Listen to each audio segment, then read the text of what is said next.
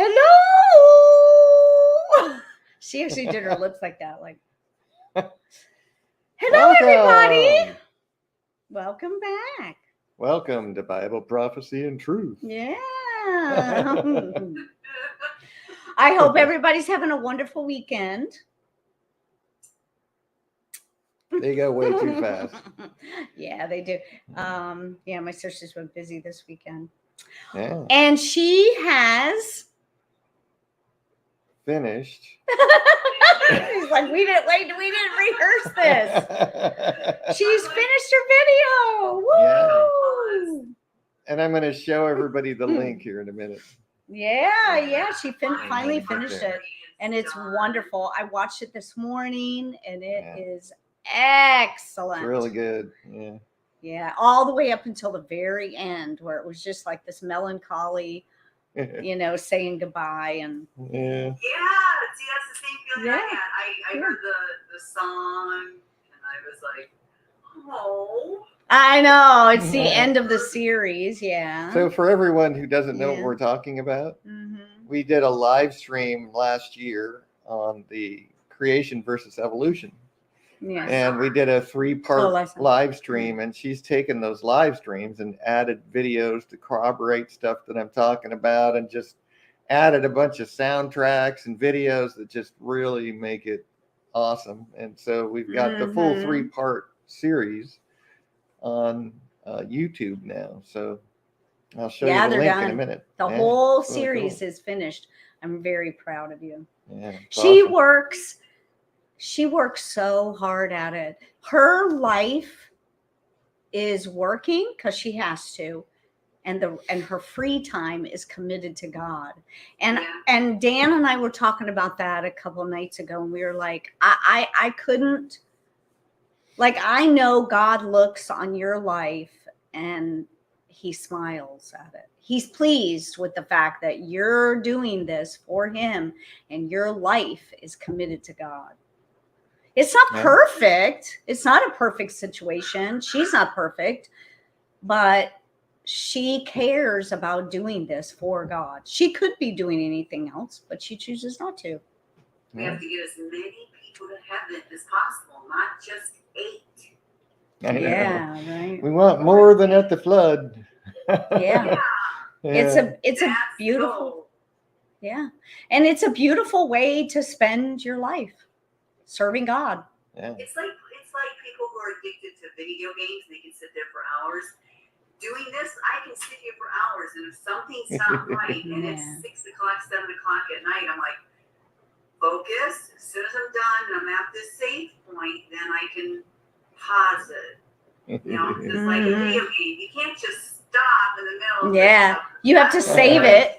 Save point. Yeah. Then you can leave it. Mm-hmm. So I sit there, and it's like, one more thing. I got my mind on it. Do that first. Mm-hmm. Yeah. Exactly. And that's how we should all be. This churchianity attitude that people have today is, I go to church on Sunday and sometimes Wednesday, and that's what I do for God. But if you read the book of Acts, everybody became part of the ministry, and that's how we should really. It's like just second nature when you love God and you understand what's going on.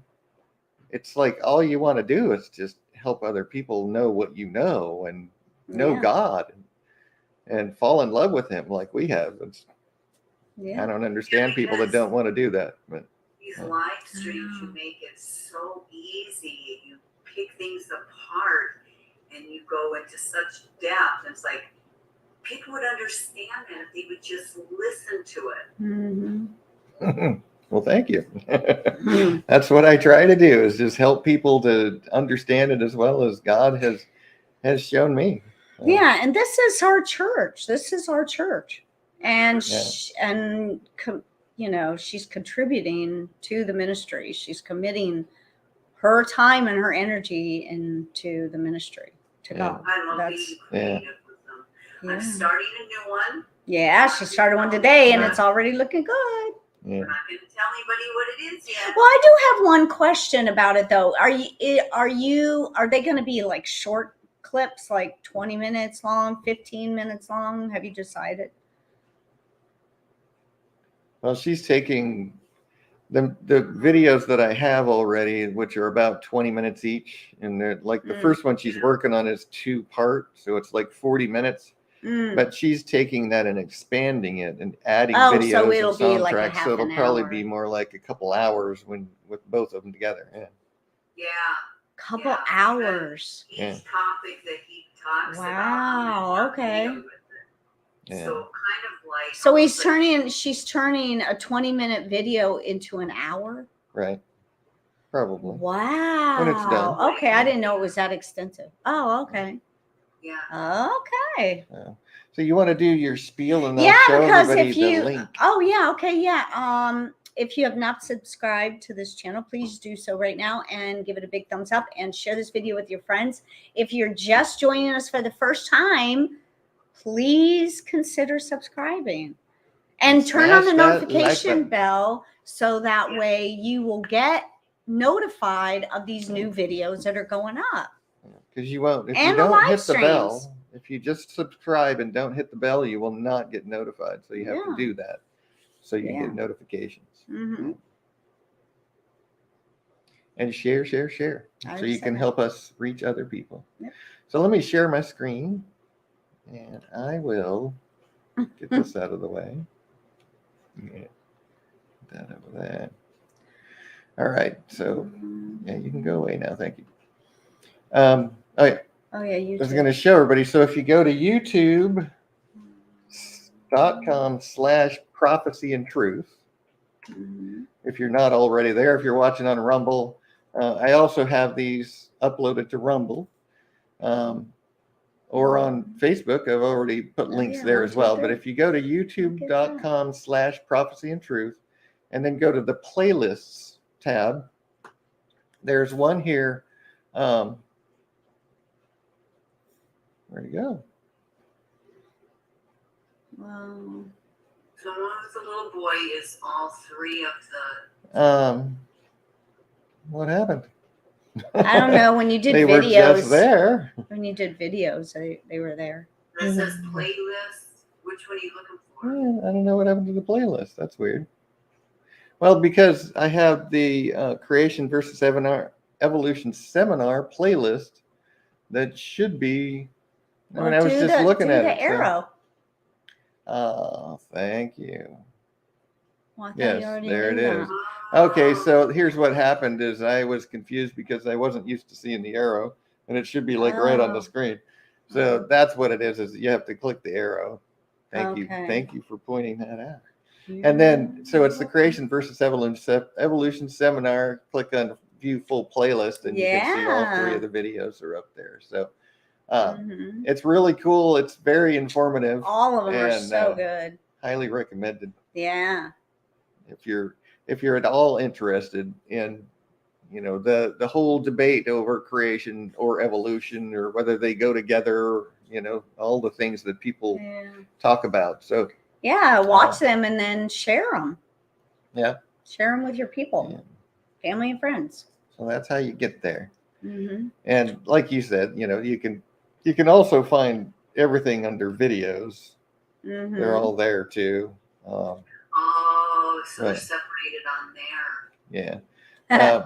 But it's just I like the playlists because I've got everything like the Revelation studies and a full playlist and the core videos that I've done and then the Creation versus Evolution. So it just groups them together because here they're not necessarily all grouped together. They're kind of different ones, So it just makes it easier to get the full group of videos because like the Revelation study is 21 videos.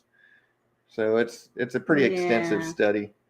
And then the live stream study of Revelation is like 6 videos, I think. And the more she does, the better the videos get. Yeah, you're really good at it and you're getting better all the time. It's always and really it takes and watch those videos. If you're watching this live stream and you're pretty you're a regular, which we would say, watch the videos that she does, because she puts so much time and energy and months into these videos, and they deserve to be watched. Yeah, and they're worth watching. They're really good. Yeah, I mean, I sat down and watched it from the very beginning, and it was so good. Yeah, so There's an good. alien on there too. Yeah, you got to watch the little alien. Yeah. So Yeah, that was cute. I don't know where I got 6 from. There's actually 12 in the live stream. And so yeah, that's where it is.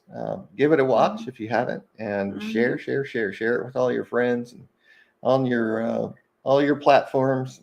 Yeah, help us get the word out. And today we're going to talk our second part about the book of Enoch, because we were running out of time last week and I barely got through about half of it. So we should be able to finish this week, hopefully. Just depends on how many questions there are and how deep we want to talk about things. Nobody's in chat. Yeah, there's people watching. It's all good. So I'm going to just reiterate a little bit, because there's probably people that did not watch part 1. And so I want to just reiterate just quickly why do we care about the book of Enoch? What is it? Where did it come from? And why do we think that we should read it? And it's a book of prophecy that came from Enoch, who was the grandfather of Noah, actually the great grandfather of Noah. And Enoch was actually translated to heaven like Elijah. And a lot of people, I know everybody knows about Elijah and how he was taken to heaven, didn't die.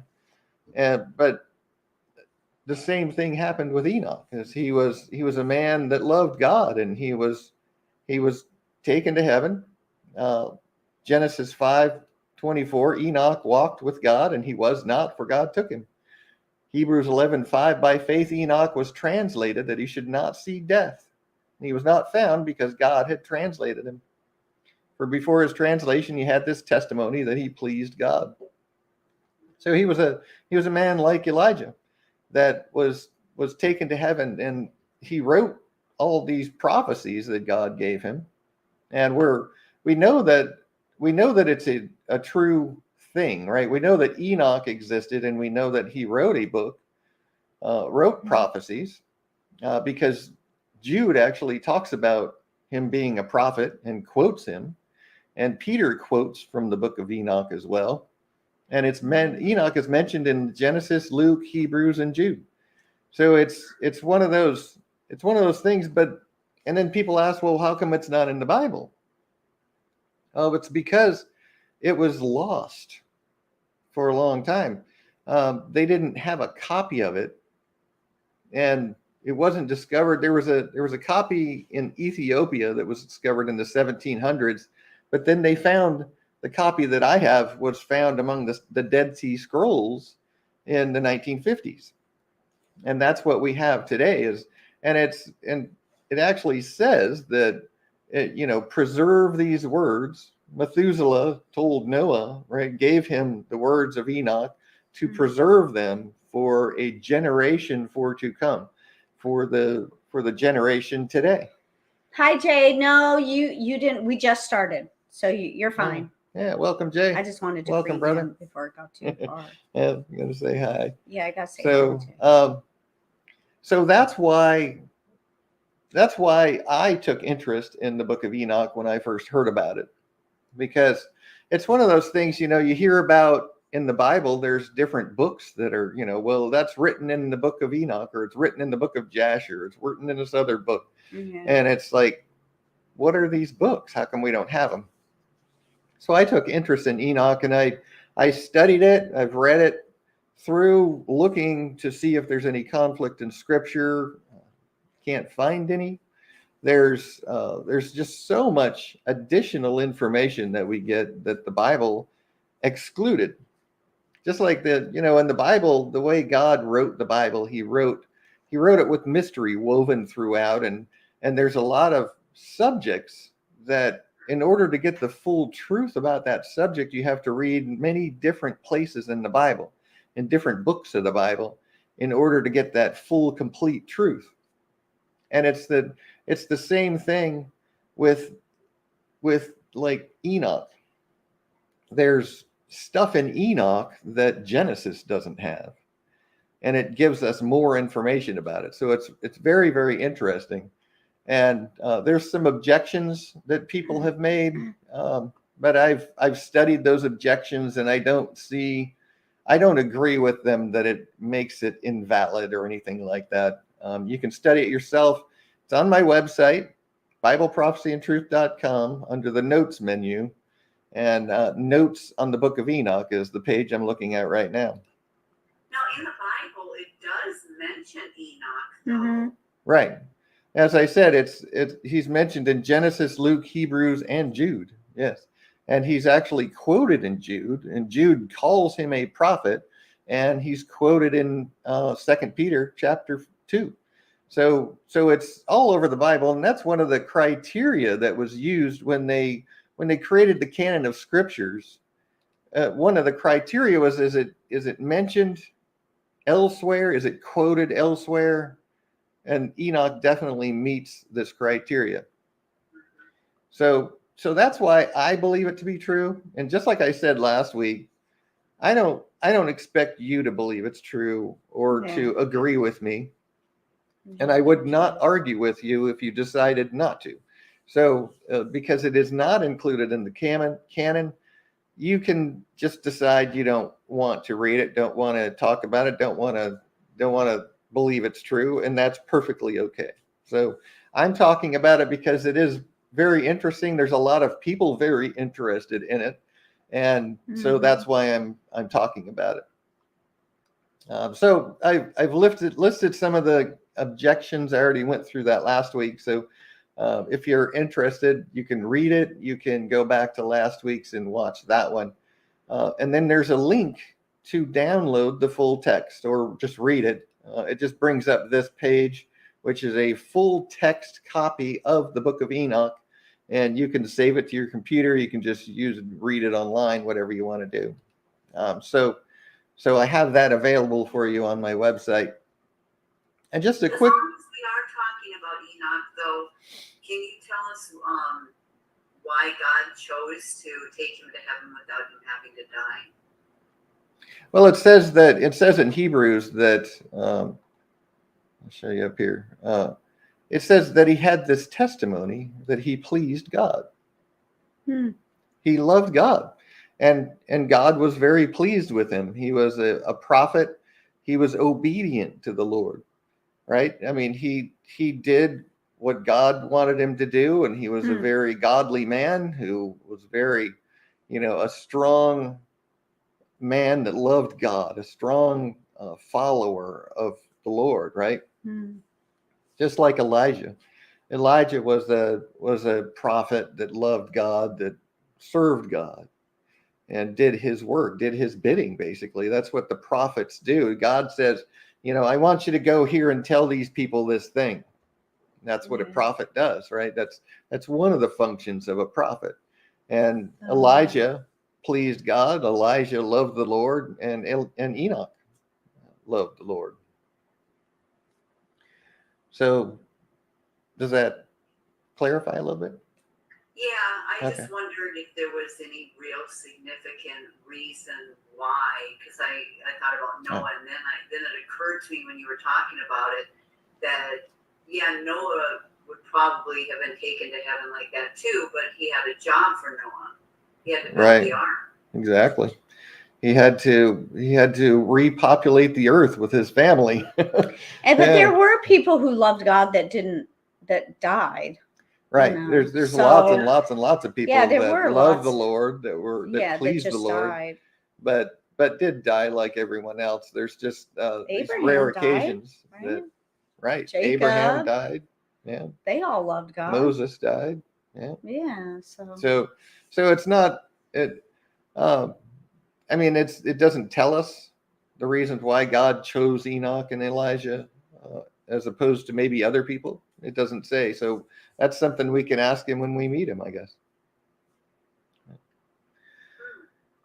So I don't want to reiterate everything, or we'll just be doing the same video over again. So one of the things I want to talk a little bit more about is because so many people are so interested is the 200 angels that came to the earth and why, what their punishment was and why because I alluded to it last week where in Enoch, it tells us that these angels that send their children are confined to the earth as evil spirits. So I wanted to read that and talk about it just a tad before we move on. And I know you can't see this on the live stream very well. Let me see if I can blow it up a little bit. Make it a little bigger. This is Enoch chapter 6. And this is where it talks about in Genesis chapter 6 as well, is where it talks about the angels that sinned and came to the earth. And let me just go there real quick because I don't like to say, I mean, I do sometimes, but I like to just show you in the scriptures where it says things so that you don't have to just take my word for it. Mm-hmm. So Genesis chapter 6, it talks about the sons of God. It saw the daughters of men, they were fair, and they took them wives, all of which they chose. And when the sons of God came unto the daughters of men, they bare children to them, and the same became mighty men, which were of old, men of renown. So these angels, and this is all it tells us in the Bible, in the book of Genesis. So these angels came to the earth and took female humans as wives, and so they appeared as men. They came to the earth and appeared as men, even though that's not their natural form, right? They chose to appear as men and actually physically were, presented themselves as men and were able to sire children through women. So they actually were able to become like men and have children. Because angels aren't female or male, right? Right. And they're heavenly beings, right? They're not human beings. They were made at creation just like we are, as the book of Psalms shows us. And they were given the ability to choose and have free will, just like we were. But the main difference between us and angels, and you'll see in a minute, because God, when we read about the punishment, God said that they were heavenly beings. And they defiled themselves and came down to the earth and did this evil thing when they were heavenly beings. They had no place doing that. Mm-hmm. And that's the thing is, and the main difference between us and them is that we are God's special creation. Human beings are God's. That's the ultimate creation of God is us. And the angels, if you remember the word Moloch is angel in ancient Hebrew, and it means to be a deputy. So the angels are God created them to do tasks, to be his deputies, to do his worker stuff. And that's like Jacob's ladder, the dream Jacob had where he saw the vision of all the angels going up and down the stairway to heaven and just busy. And that's exactly what they are, is they're doing God's work. They're his deputies. They're his workers. And so for them to do what they did was horrendous and awful. So that's what we see in Genesis. And then, we see it in Enoch, that it came to pass when the children of men had multiplied, that in those days were born unto them beautiful and comely daughters. Now it's during the time of Jared. It says in the days of Jared is when they descended. And Jared was born in 460 AA. So 460 years after Adam was created is when Jared was born. So it was So is it like 500 years after creation that this happened? Okay, let's see what he has to say. Did you hear me reading it? Yeah. Okay. Probably they were men as the other angels here on earth to be God's helpers, entertaining angels unaware. Since they had flesh bodies, that's why they had the ability to be attracted to females. Other than that, I don't know how a spirit can be attracted to flesh. Right. And so it's important to understand that angels took on many forms. Mm-hmm. They are not human beings, and they do not have human flesh. They have the ability to take on many forms. Even in Enoch here, I'll show you where it tells us that. Yeah, like because angels don't really have bodies. They're spirits, right? Angels are spirit. Yeah, so he has a good point. Forms. Yeah, so he has a good point with that. Yeah, and so here in chapter 19, we see, here stand the angels who have connected themselves with women, and their spirits assuming many different forms are defiling mankind. And we see that, their angels appeared in different forms. God appeared as an angelic form in many different forms in the Old Testament. Yeah. And so it's not that they have bodies and that they're flesh. They're actually heavenly beings. They're spirits, right? They are spirits that are able to take on the form of men. And like Satan actually takes on many different forms. And that's just one of the things that they have the ability to do, because God gave them that ability. So it's not that they are men or that they have flesh. They're actually spirits, and they're angelic heavenly beings. So yeah, that's what he was saying. Yeah, but like you said, they do take on the form of men, and that is the only way that they would be like. That's the only way that human beings can be attracted to them, is if they had. If they looked like a man. Yeah. If they look like a man. Yeah. But like you said, we don't know when we're here, when we're out in the world, if we That's feed true. someone who's hungry, like you pointed out. I think it's Hebrews you quoted, where it says that we may be entertaining angels unawares if we're feeding someone who's hungry. Yeah, we just don't know. We may be being tested in that moment. Maybe. I used to think about that all the time. Yeah, because God does test us. It's like Peter says, this is a fiery trial that we're going through right now. It's a testing ground to see who loves God and who doesn't. Like that woman in St. Augustine. I was like, whoa.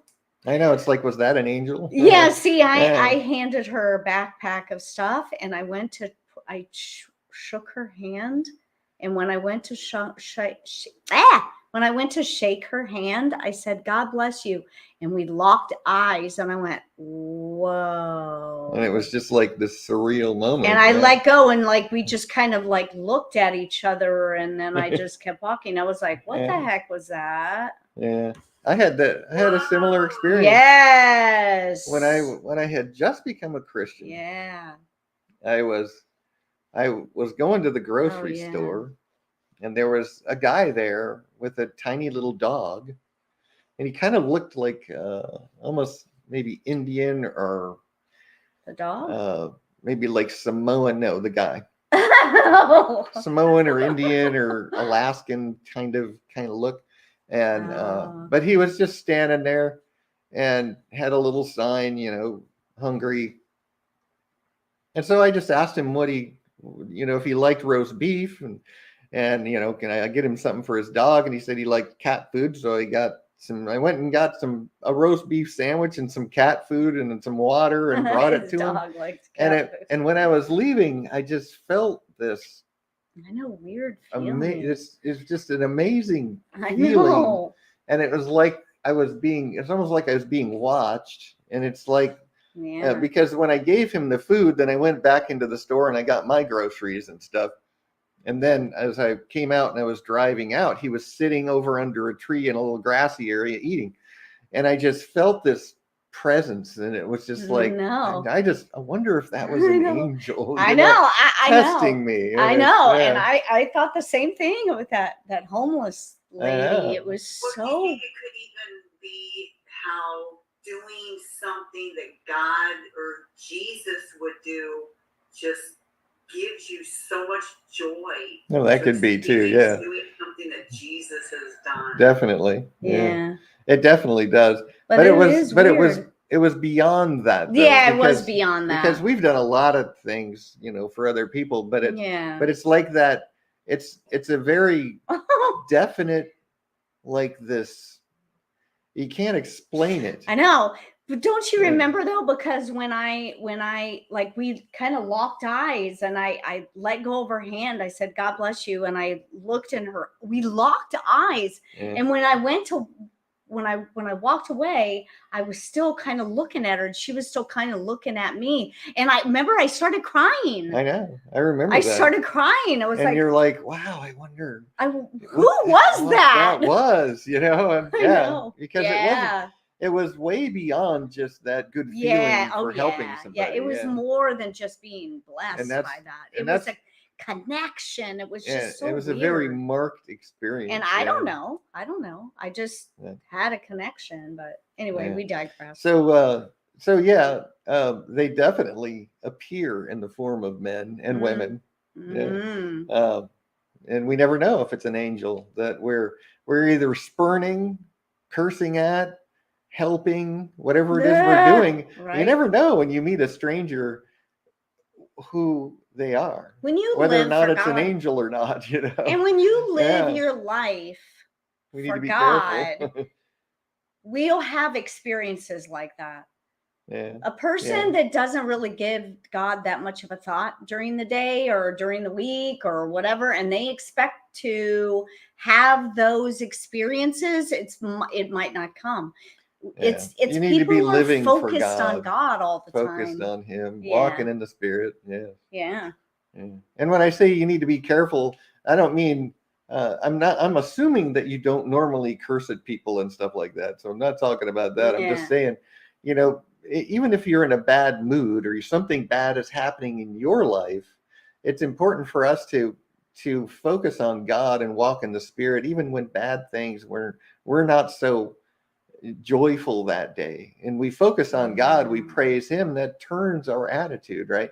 And then so if God does put an angel in our path, even if we're having a bad day, we can still act godly with them. That's what I mean when I say be careful.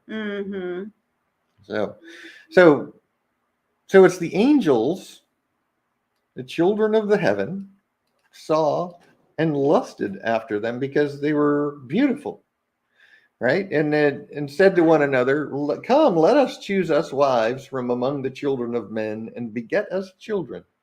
Jeez. And there's chiefs of 10. So we have 10 names of angels here that were 20 names of angels, that are chiefs of 10. So they had, there was a group of 10 angels that they were the chief of. And that's what it says. Like a leader here. These are the chiefs of 10. So the named ones are the leaders of those groups of 10 angels. And it tells us, they left their first estate and they went and they committed this sin. These groups of 10 angels had a specific purpose that they were supposed to be doing for God, and they chose to disobey and do this instead. But I point that out because there's some names here, but there are actually 200 angels that did this thing. That's a lot. Yeah. And what do they do? They sat around their angel breakfast table and said, "Come on, you guys, this is what we're gonna do." That apparently they had this chat, right? Because it says, and they saw and lusted after them and said to one another, "Come, let us do this thing." Over right? breakfast? What did they do? Yeah, who knows what they were doing? I'm sure they don't have to eat if they don't want to, but I'm just saying, what they do, come on, everybody that wants to go against God, let's have a private meeting. Yeah, And then Simjaza is the name of this angel who was their leader, said to them, I fear you will not indeed agree to do this deed, and I alone shall have to pay the penalty of a great sin. And so he's like, well, if you guys don't go with me, then I'm gonna be doing this by myself, and I'm gonna get in so much trouble all by myself. It's like, I'd be like, go on, But they said, okay, let us all swear an oath and all bind ourselves by mutual imprecations not to abandon this plan, but to do this thing. And they all swore together and bound themselves upon it, and they were in all 200 who descended in the days of Jared on the summit of Mount Hermon, and they called it Mount Hermon because they had sworn and bound themselves by mutual imprecations on it. And these are the names of their leaders, blah, blah, blah, blah, blah. So Can that's... you say any of those names? I don't want to read them. I don't care. I don't care what their names are. They're actually bound in chains, reserved in darkness right You now. don't want to say their name, like conjure them or something? Well, no. I'm not worried about that. They're bound in chains in the lowest abyss of Hades. I can't conjure them even if I want to. I just don't care about their names. Don't say their name. They're evil. Yeah. I don't even want to try to pronounce them. So that's really what most of it is I'm not going to sit here and try to. There's a lot of accents. But so that's when they came, and the book of Enoch has a lot of information about these angels interspersed throughout Enoch. But I want to go to the part where we see the punishment of them because of what they did. And Enoch, it's funny because the angels actually came to Enoch and petitioned him to go and intercede for them to God. Because they were caught, right? They were found out and they knew they were going to get in trouble. So they went to Enoch and said, go and talk to God for us, but God, crazy. And Enoch did. God said, no, you're not going to intercede for them. And he said, fear not, Enoch. What? They're messengers. I know. They wanted Enoch to. Yeah. And he said, fear not, Enoch, thou righteous man and scribe of righteousness. Approach hither and hear my voice, and go say to the watchers of heaven, which are the angels, who have sent thee to intercede for them, you should intercede for men, and not men for you. Wherefore, ye have left the high, holy, and eternal heaven, and lain with women, and defiled yourselves with the daughters of men, and taken to yourselves wives, and done like the children of the earth, and begotten giants as your sons.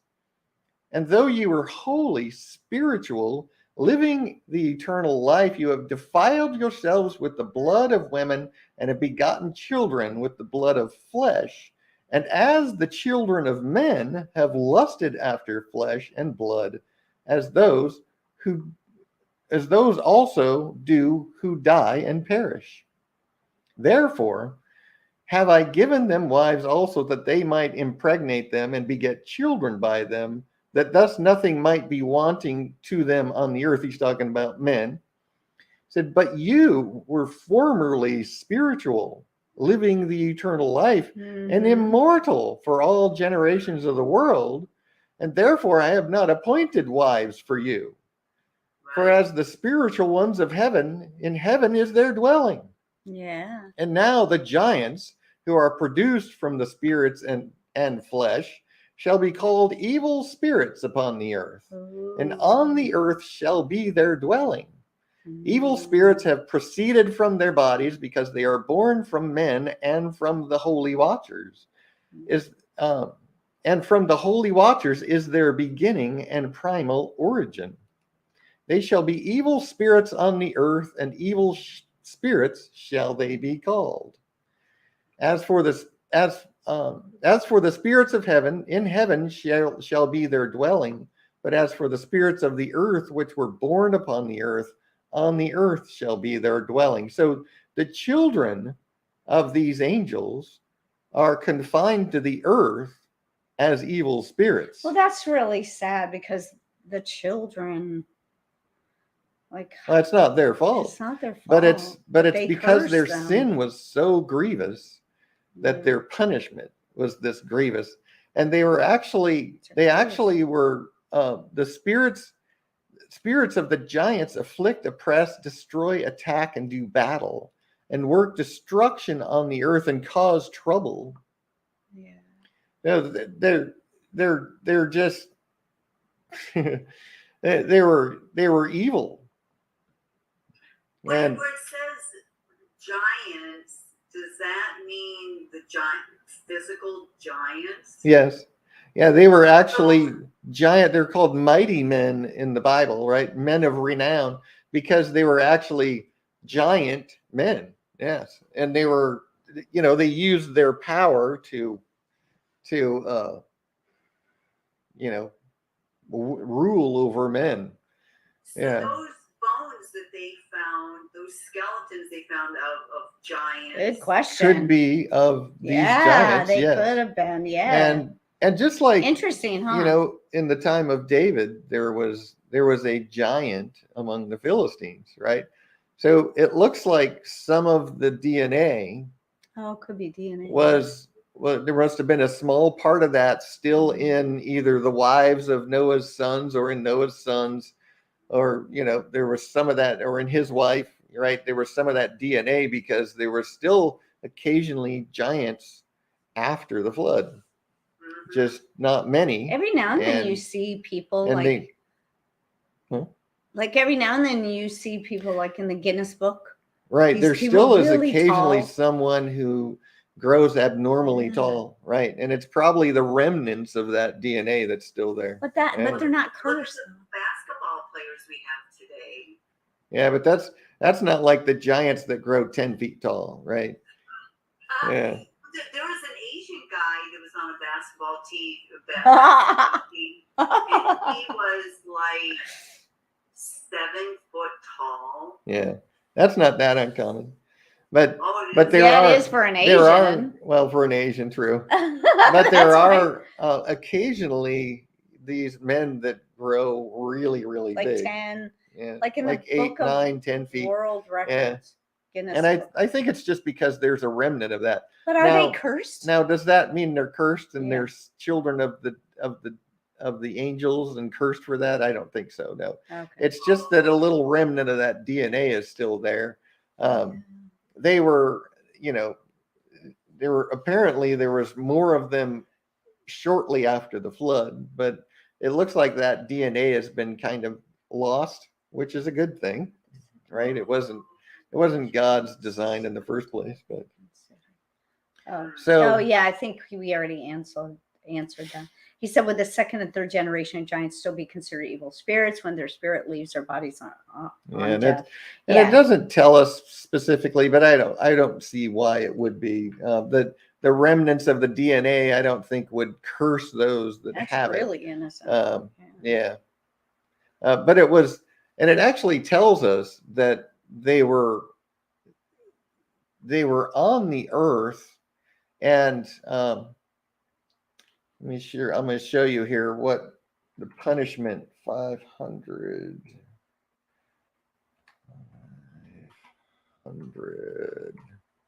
So here's the punishment. It's in chapter 10.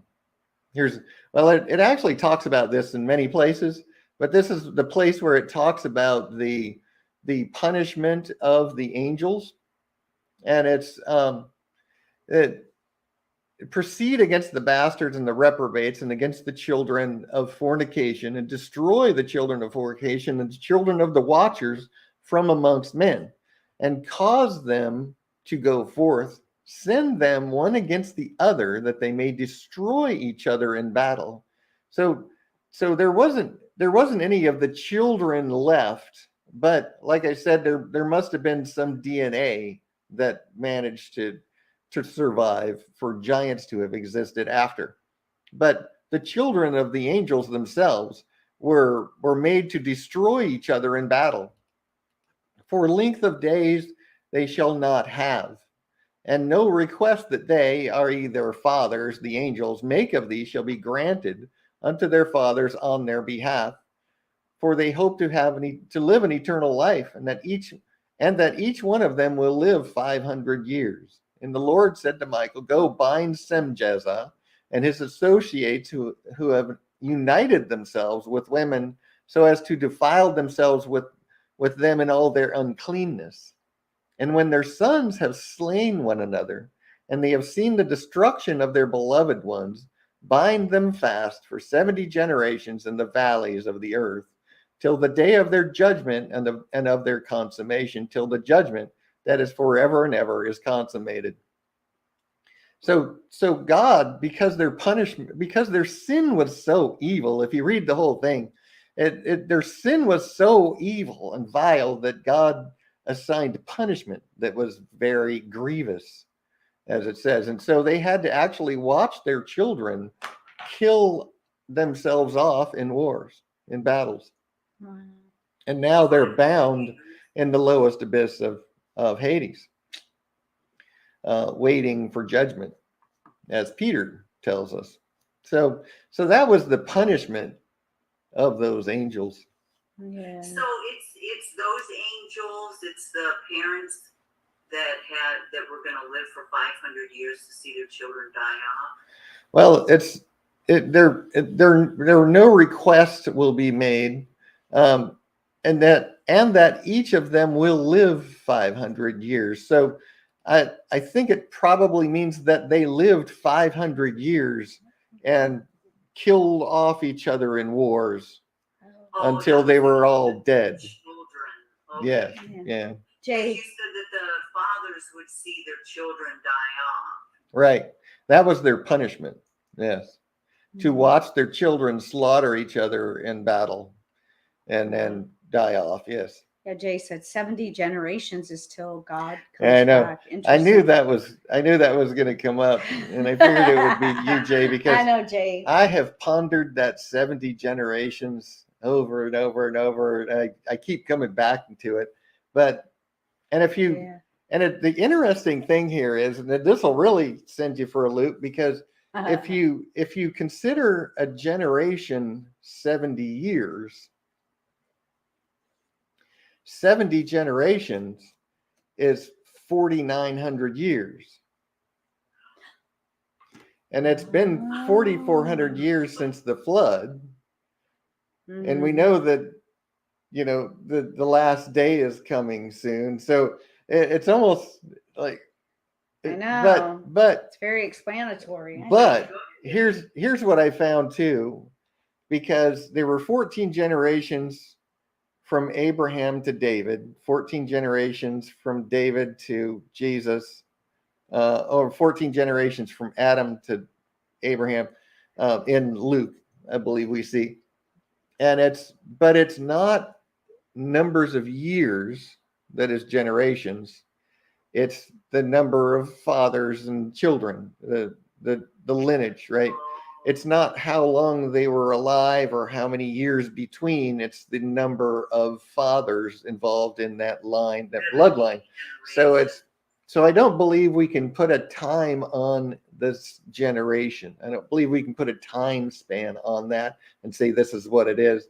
So we don't know what that is. At least that's the conclusion I've come to, is that we can't know what that 70 generations really means.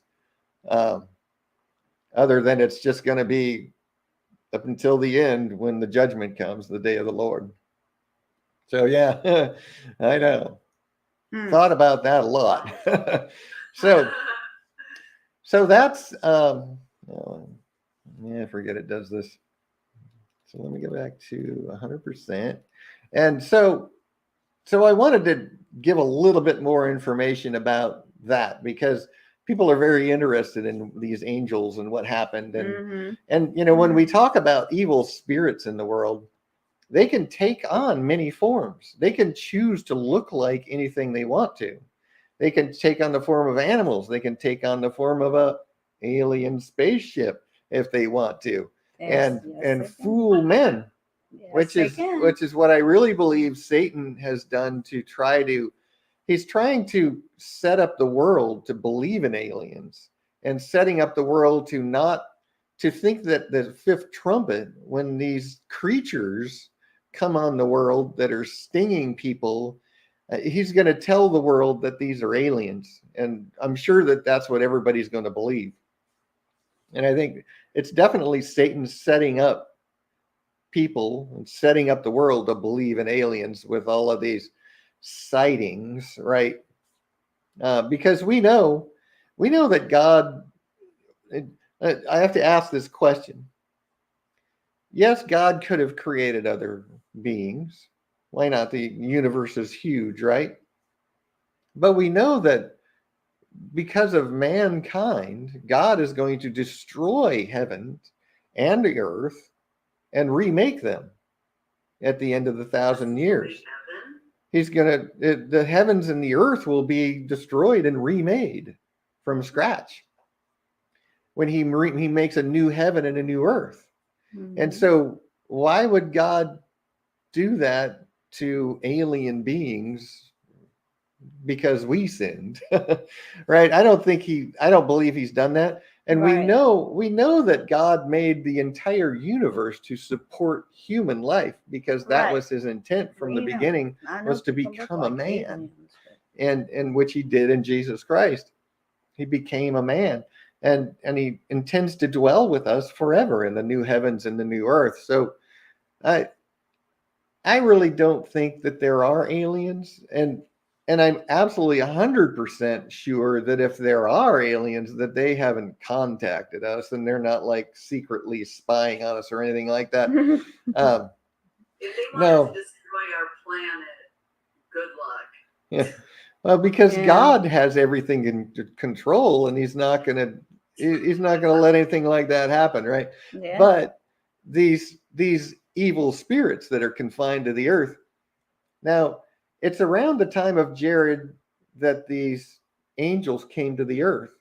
And I did the math, right? Just for Adam and Eve, if they only had one daughter every 20 years, which is a very conservative estimate, it's probably more like 10 times that. But if they only had one daughter every 20 years, there would have been about 1 million people on the earth around the time of Jared being born. And then by the time of the flood, there would have easily been over 1 billion. Now that's so much of a conservative estimate. There probably was 20 million by the time of Jared. I know. And if you think about it, when these 200 angels came and took wives and bare children with them, that's times 200. The math I did. So 500 years later, what was there? 200 million of these children? A lot, certainly. So that's the evil spirits that are in the world, right? Those evil spirits that Jesus cast out of people. Okay. Right? The evil spirits that Paul and Silas cast out of the woman, right? That's where they come from. Okay. They're the children of angels and men that are evil creatures that shouldn't even exist, because they're angels and men mix, right? It shouldn't even be. Yeah. But they're evil, and they're confined to the earth until the day of judgment. Well, there's going to be a lot of them, because those locusts are going to be everywhere. Yeah, there's going to be tons of these locusts in the fifth trumpet. Swarms around the world. The great deep, the bottomless pit, is going to be opened at the fifth trumpet. And these are going to be demons in this form of this locust, I'm sure. It's Satan setting up the world to say, oh, they're aliens. Don't believe that Bible stuff. So many people are. Don't believe that prophecy stuff. It's aliens. That's what Satan's setting up the world for. So anyway, enough about that. I wanted to go into more detail there, because people are really interested in that. So we went through. I'm not going to reiterate. If you're interested, watch last week. If you didn't, we stopped around here. I was talking about the luminaries, the winds, and there's even things where it talks about mountains and these valleys between the mountains. It's almost like this big dimensional big dimensional engine thing. It's really kind of weird to try to visualize what all this stuff is picturing in the descriptions that Enoch gives, but I haven't really spent a lot of time trying to study that stuff, so I don't even want to try to talk about it. If you're interested, you can certainly read it for yourself, but it's like so far out that I can't. I don't even really want to try to understand it. Sorry, but I don't. That's funny. I focus. Huh? You're not fascinated by that? It's very fascinating, but it's also, if you go read the book of Enoch and all the stuff, it goes into some really extreme levels of detail You should about read it, these Annie. things. And I'm just boggled. I'd have to spend so much time just studying it just to try to get my head around it. I have no desire. And I spent my time focused on the prophetic parts of Enoch. So yeah, I'm not saying I never will, but I haven't yet. So I'm not going to talk about it because I don't like to talk about something I don't understand and don't know myself. So, I think you should read it, Annie. And then we see in these chapters that Enoch is showing these things to his son Methuselah, which is the grandfather of Noah, and it actually tells us, remember, that Methuselah preserved it. It says here, Enoch is told to declare everything to thy son Methuselah to. Oops, what did I just do? I don't know. To preserve it, to deliver them to the generations of the world. And remember, we're told this is a generation yet to come in chapter 1, actually. So it's God preserved these words of Enoch, the prophecy of Enoch, for us in the last days, because they were discovered in 1950-ish in the Dead Sea Scrolls. And it's just, I honestly believe that God did preserve it for us, because it adds so much information to things that the Bible is kind of cryptic on and doesn't say much about. So I really think he did preserve it for us so that we could know this stuff. So we're going to go through this in chapters 85 through 90. It actually goes through the history of the world, starting with Adam and Eve.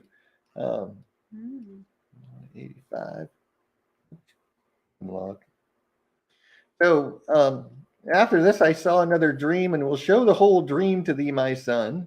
And Enoch lifted up his voice and spake to his son Methuselah, to thee, my son, will I speak, hear my words, and incline thine ear to the dream vision of thy father. And so it talks about a lot of different things, and it basically shows like these animal, like horses and cows and oxen and elephants, but it's like all the animal symbolic pictures that God uses in the prophecy of Daniel and Ezekiel, Isaiah, and he uses animals as these symbolic references to specific things. And when you read this, it actually does go through the entire history. And then this copy that I have here has headings that men inserted, right?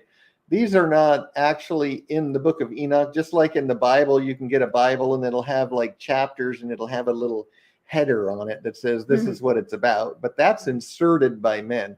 That's not actually part of the text. Yeah. But it does follow pretty well these headings that they put in there. And it does go through the fall of the angels, the demoralization of mankind, and the advent of 7 archangels, of which Michael and Gabriel are part of, and the punishment of the fallen angels. Again, we see that actually talked about many times, and the deluge. This is actually one that I find absolutely fascinating, is the deluge, the prophecy that God gave of the flood,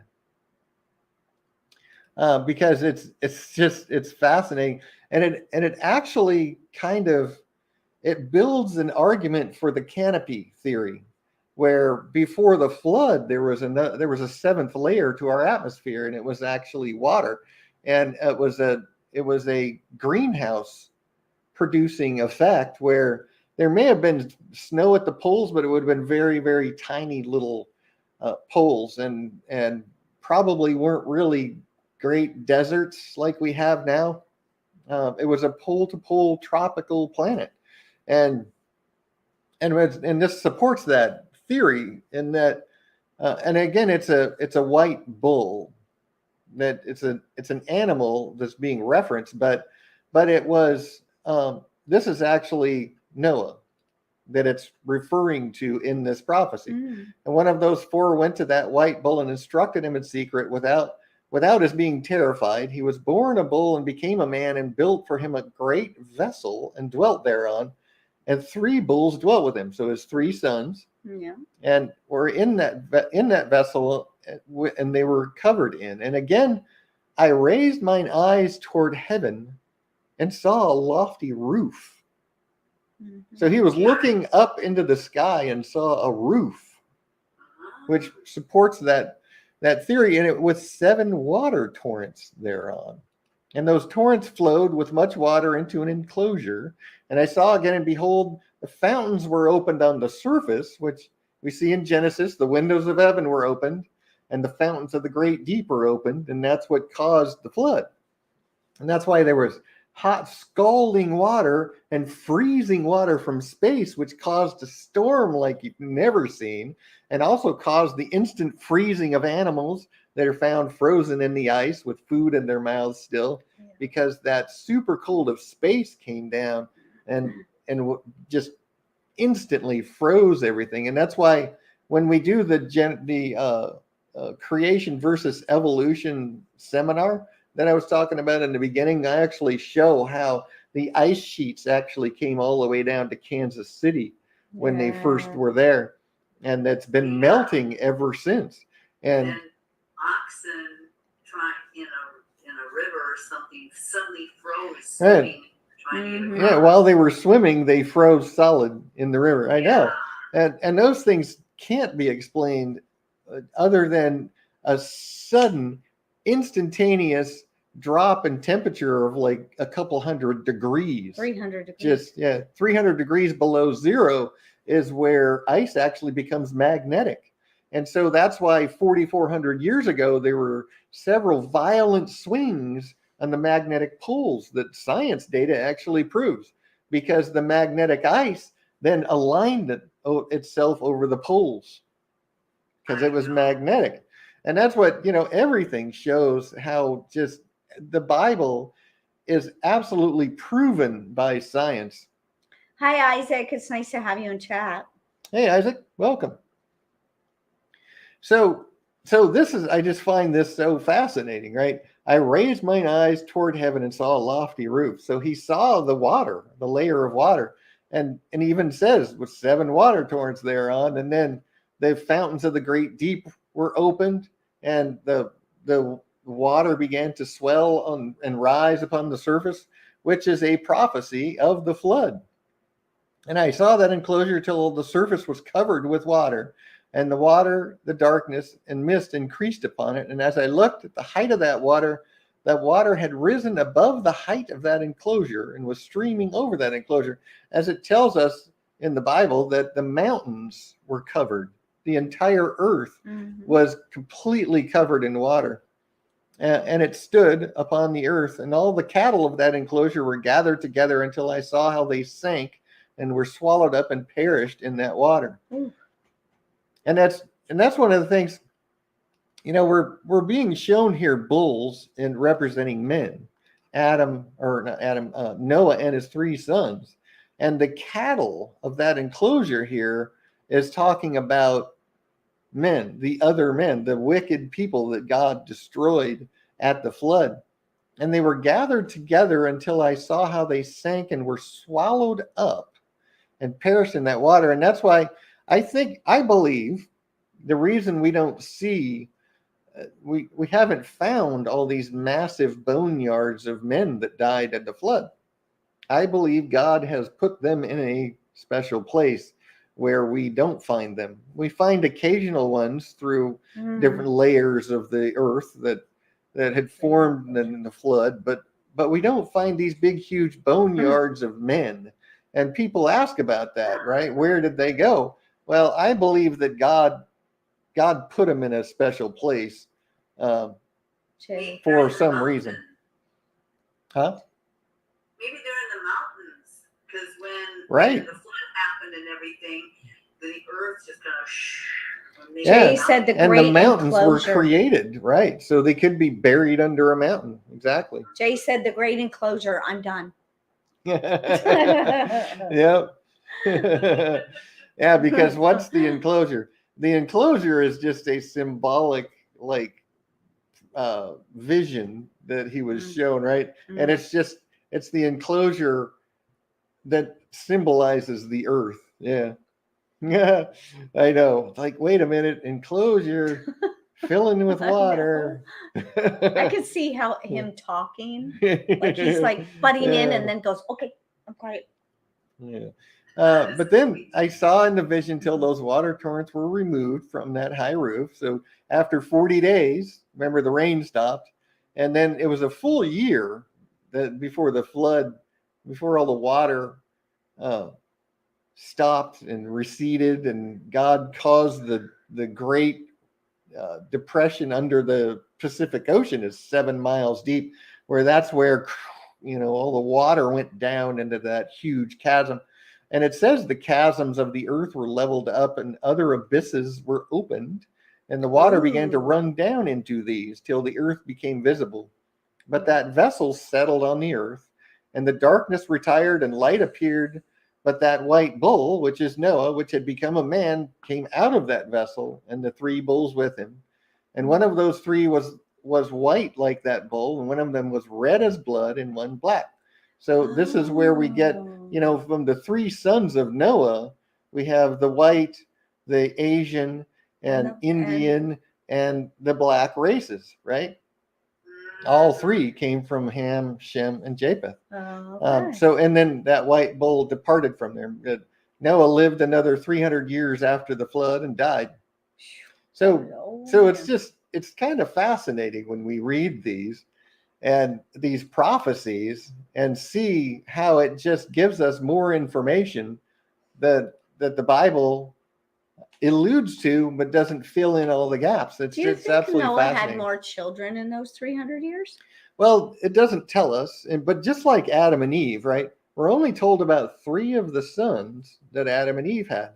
But it tells us in Genesis 3:5, I believe it is, that Adam lived 930 years and had sons and daughters. Yeah. They had many, many, many children. It was only 3 but we're only told about 3 of them. And Noah loved God enough to get on the boat. Exactly. And Noah was 500 years old when God warned him about the flood, and it took him another 100. And told him how to build the ark. And then he lived another 300 years after that, and his wife was with him. So it was very likely that they had other children, probably before the flood, probably after the flood. Only those 3 sons and their wives came with him because they were probably the only ones of his children that loved God. Yeah, right. So we see the prophecy of the flood, the preservation of Noah's family, and then it goes into Abraham, Isaac, and Ishmael, Jacob and Esau. The 12 tribes are created. I mean, it basically, this is a prophecy because this was written before the flood, and it's a prophecy of everything that then came after the flood. And it follows perfectly with what actually happened. It's absolutely fascinating. And then sin in the wilderness causing the current generation to be allowed to die without seeing the promised land. That's actually in the prophecy. The judges, they were sometimes blind and sometimes eyes open on God. If you read Judges and read the Kings and Chronicles, you see that they go back and forth, and they love God, and then they turn away from God, and then they love God, and it's like God is so long suffering and so patient and so gracious that he forgave them every time. But but it shows the love and graciousness of God in that. And then we have Saul, David, and Solomon, the kings. The first, and here's another one for you, Jay. The first 70 shepherds were called. And then, so there's other ones too. It's just, I've pondered this stuff and studied it. It's mind-boggling. It could keep you going forever. But then the rebuilding of Jerusalem after the fall of Babylon, the second destruction of the temple in Jerusalem, the last 2,000 years, and the wrath of God. Now, the prophecy of this last part in the end of it, like chapter 90, it reads a lot like a lot of the prophets in the Old Testament, where it's because the prophecy of all of the happenings kind of follows really well with the different animals it depicts and everything and what they go through. But then the prophecy of the end time is kind of jumbled around and appears to like jump around in time, like a lot of the prophets in the Old Testament do, where like in Joel, for example, it just jumps from 2,000 years in one sentence. And in like Ezekiel and Isaiah, there's places where it actually talks about end time events and then talks about current events of that day and then jumps to end time events again, and it kind of is jumbled up. And it appears to be, and when I read this, it kind of reads that way too. It's very much like the prophets of the Old Testament, how it's written. And then Judgment Day and the time into eternity and the New Jerusalem is in here. So it goes all the way from creation all the way to Revelation 22. It goes through the entire Bible in this prophecy. It is actually quite fascinating. And then Enoch tells Methuselah to call all his brothers together and speak to them.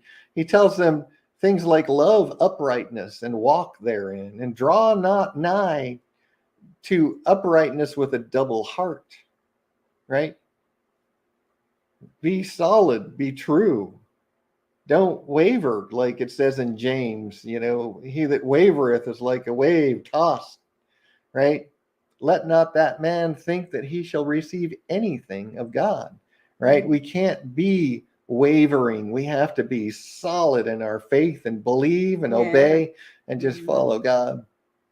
And don't even associate with those of a double heart, right?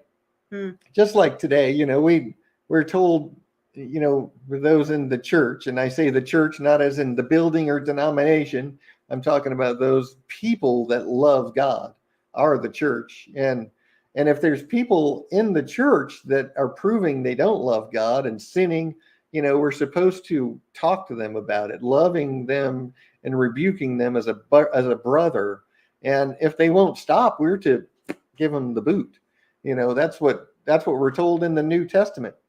And it's just kind of the same thing. Don't associate with those of a double heart, only those that are true. And then we have the prophecy of weeks. And I went through this at the end of our Revelation study, but it's really cool. And I think I'll go through it again here in this one, because it's absolutely fascinating how the weeks that Enoch is prophesying of is actually weeks of centuries. There's 700 years for each week. And it actually fits everything perfectly all the way up to the end of week 10 is the end of the 1,000-year millennial reign of Christ, which begins the new heavens and the new earth for all eternity.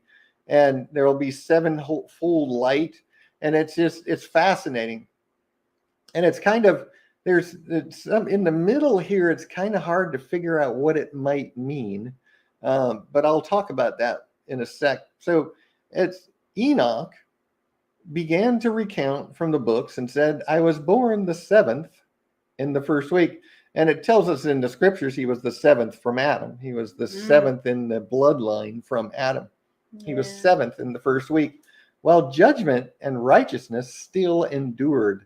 So when Enoch was born, and at that time, in the first few hundred years, there was men were actually worshiping God during that time, at least in the beginning, the earlier years.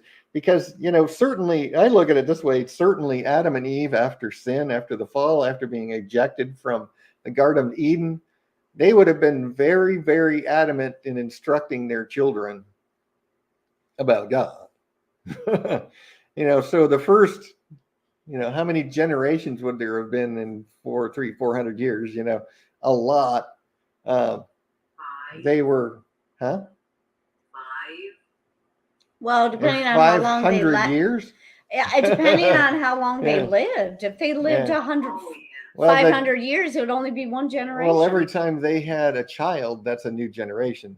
Even if they live 500 years, if they have a child every year, they have 500 generations that exist, right? Or not if they have a child, but if they have a child and then that child has a child in 20 years, and then that child has a child in 20 years, they're going to have many, many generations. That's true. Still, while you're still alive, that's, they're Enoch. A child every year for 500 years? Well, no. Well, they probably did, seriously, because they were very healthy. Very healthy. I object. And so they would have had a baby, and they would have been able again very soon in those days. Yeah, they were so healthy. And women, young girls, 13, were having babies. Yeah. So there would have been many, many, many generations of your offspring. You'd have great grandchildren, Yeah. But anyway, I digress. No. So he was 7th from the Adam. He was actually born in the year 622 after Adam is when Enoch was born. It was a peaceful era before the angels sinned and came to the earth. All creation, it says it was during the time of Jared. He was born in 460. So it was sometime during this time that they probably came and started doing what they were doing. But most men at that time were still following God. All creatures that we know from Genesis 1:30 and Genesis 9:3, that creatures before the flood were all herbivores. They didn't eat each other. It was the angels that sinned and their children that started eating animals, and it even calls them cannibals. It even insinuates that it might have actually been eating men too when you read it. But the art of war was not known. These angels that sinned actually taught men the art of war, and taught them how to create weapons, how to create armors, how to smelt metal and make things, spears. Yeah, and that was actually taught to them by the angels that sinned. So then that's the first week. That's the first 700 years, right? When Enoch was born during that week. And then from 700 to 1400, after me shall arise in the second week great wickedness. So this is when the angels sinned.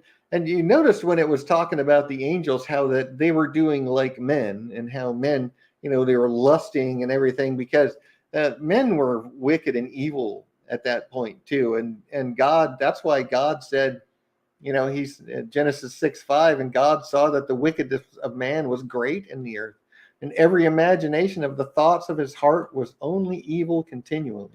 It wasn't just the angels, it was men that were wicked. The angels just taught them a lot of stuff, and then came and took wives of their own and bare children with them, which was totally vile and wicked and evil. But it wasn't just them. And in it a man shall be saved, and after it is ended, unrighteousness shall grow up, and a law shall be made for the sinners. So in it Noah found grace in the sight of God. And Enoch was translated during that period of time. So that may be what it's referring to, at a man being saved. As Enoch was translated. The unrighteousness grows fully mature. God, after this week, right? Unrighteousness grows fully mature, and God makes a law of destruction for sinners and decides to flood the earth, because it was 1642, 43, something like that. I don't remember exactly when the flood happened. So, and then, and the first end, in it shall be the first end. And that most likely refers to, because Adam was the first man, and he died during this week. He was 930 years old when he died. So it would have been during this week, this second week, that he died. Right? So that's probably what it's referring to as the first end. And the man being saved would be Enoch. So it fits really well with things that we know happened. And then week 3 is when the flood came. But it only talks about after that, in the third week at its close, a man shall be elected as the plant of righteous judgment, and his posterity shall become the plant of righteousness forevermore. Well, Abraham was born in around 1946, I believe, right around 2,000 years after creation. And Abraham believed God, and it was counted unto him for righteousness. God elects him as the father of the nation of Israel to father a people for himself, because you remember, it was 300 years after the flood, and men were turning vile and evil again already. Yeah. It only took that long. And so God said, I'm going to choose Abraham to make a people for myself out of this wicked people, this wicked world. And that's why he chose Abraham to father a people for himself, because everybody was turning evil again, and here Abraham believed God, loved God. So that fits perfectly with the timeline that we know in the Bible. Yeah. And then week 4, after Abraham, to 800 years after Abraham had Isaac, he had him when he was 100 years old. It was 22,046. So it was, the first few hundred years after Abraham. And after that, in the 4th week at its close, visions of the holy and righteous shall be seen, and a law for all generations, and an enclosure shall be made for them. So Moses and the Exodus at the end of this week, being brought out of Egypt, and Moses being given the instructions on how to build the Ark of the Covenant and the tabernacle that they brought with them built in the wilderness and used during their travels there. So that fits really well as well. It fits, this 10-week prophecy just fits the timelines so perfectly. It's amazing. To me, I find it absolutely fascinating, much more fascinating than the luminaries and that other stuff. But you don't get it. I know. Yeah. If I got it, I might find it more fascinating. But it's just kind of mind-boggling. Oh, why didn't you think of I'm that? gonna have to do a Bible study on it. So then from video. Why don't you read it and see if you can understand it? Yeah, you tell me what it means. Actually, I suspect that Jay may be studying it all, and he might be telling us what it means here someday. But, so remember that David was actually right in the middle. He was at 3,000 years. So from creation to David was 3,000 years. From David to now is 3,000 years. David was right in the middle there. And so after that, in the 5th week at its close, the house of glory and dominion shall be built forever. Remember, David's son, Solomon, built the first temple. I have a question, and there's no scripture to back it up. I just want to know what you think. God created the earth at this point 3,000 years ago. No, 6,000 years 6,000. Not from today, from here. Oh, from that, from David, What we're talking about. So 3,000 years isn't really that long. No. Did those people know who God was that just decided they didn't want to follow him, or were they people who said, "Oh, God isn't real"? Because that would seem a little bit strange, since God created the earth only 3,000 years ago. Yeah. Well, and even after the flood, remember, 300 years after the flood, when Abraham was born, men were already turning vile and wicked. Yeah. 300 years later. Noah, yeah, they knew God. Noah was still alive 300 years after the flood. Noah and Shem were teaching men about God. But the whole earth, all of their offspring were already turning evil and turning against God. In all those years. They knew who God was, and they just decided, no, I'm not going to follow God. I want to do it on. Apparently, yeah. It's been a lot more years, so people and people have turned against God, and they've created their own religions so God can be what they want God to be, especially like the Hindu and the Buddhists, they've basically made, gods are just random beings that became gods. And so we can become gods someday, which is really what man's prideful way is, that I want to be God, and that's, that was the first lie Satan told. I'm just wondering, because today there's a lot of people that they know who God is, because in some form or fashion, they know somebody who goes to church or who's religious or something. But back then, I'm just wondering if they knew what God wanted for them, and they just decided to just turn their back on him.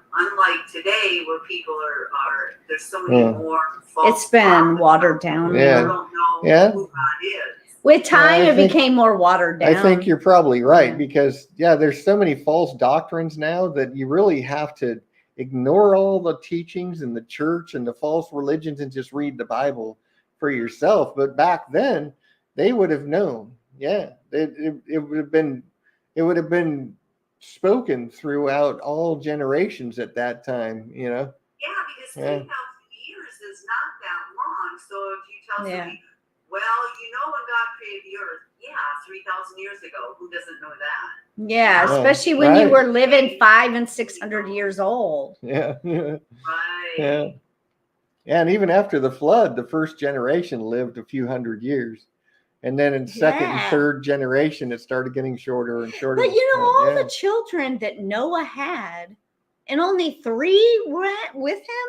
Yeah. Well, we don't know how many he had, but we can assume that he probably had more. Well, in 500 years, he only had 3 children. That kind of goes against everything you were just saying. Probably not. Yeah.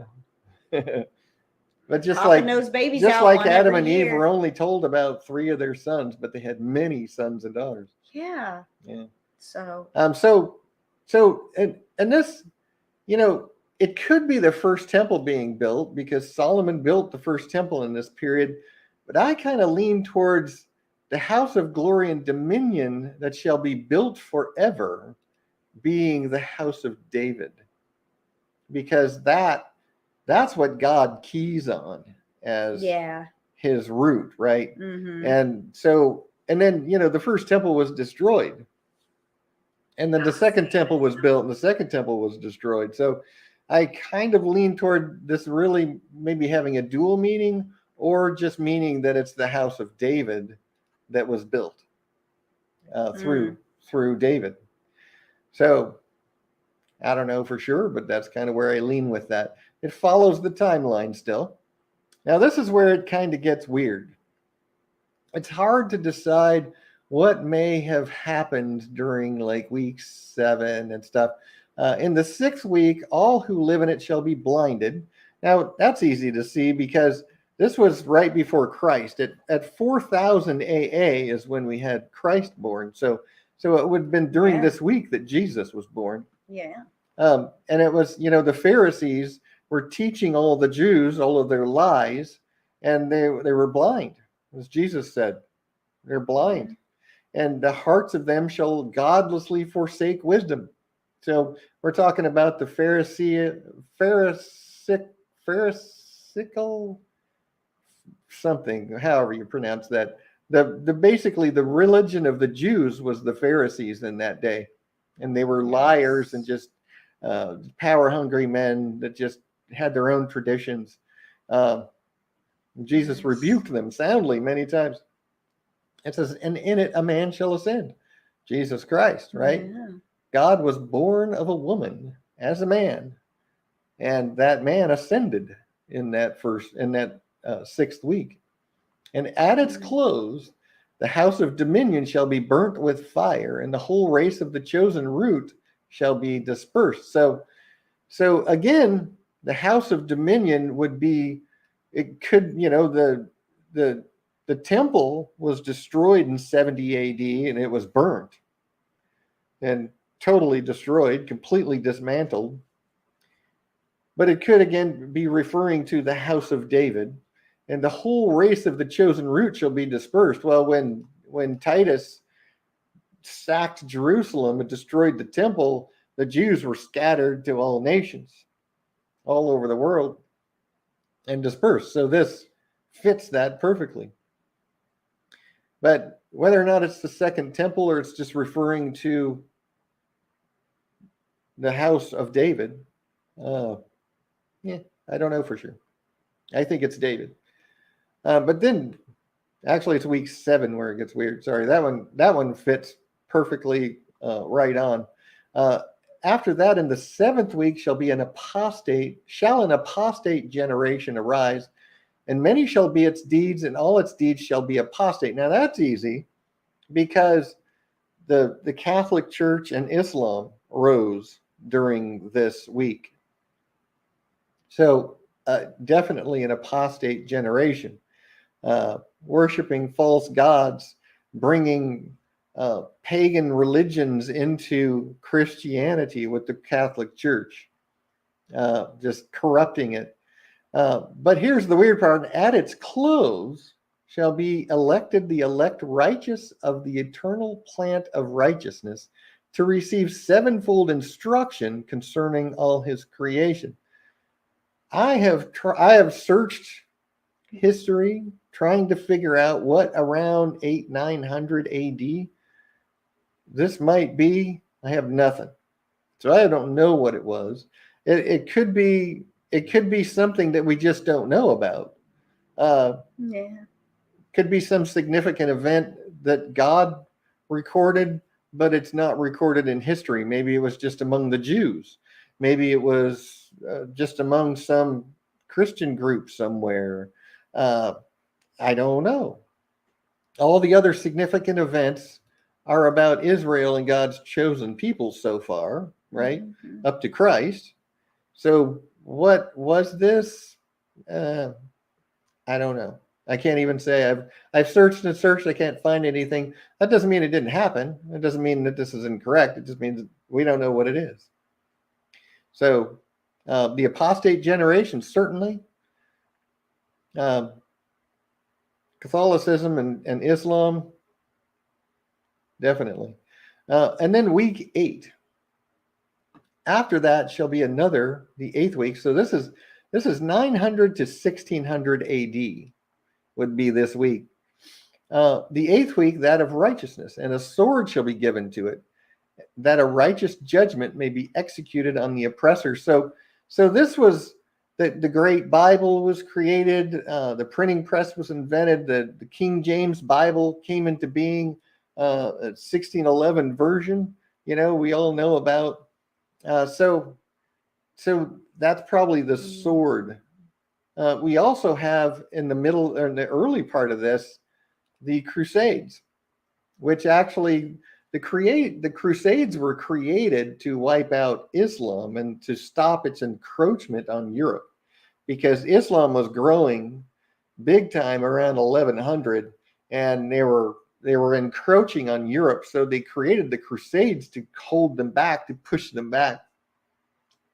And but then the Catholic Church began using it for its own purposes and its political desires and turned it into this ugly thing. But that's not how it started originally. And so that could also be the sword being hinted there. I'm not really sure. But the sword of the Lord is definitely the Bible. And we know that God preserved it for us through those years where the Catholic Church tried to destroy it. They made it illegal to read or own a Bible and would actually kill you. It was the penalty of death if you turned against the Catholic Church, wanted to be a Christian, owned the Bible.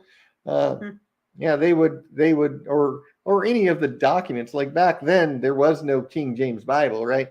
But it would have been documents that were preserved, that they had copies of. Recorded. Yeah.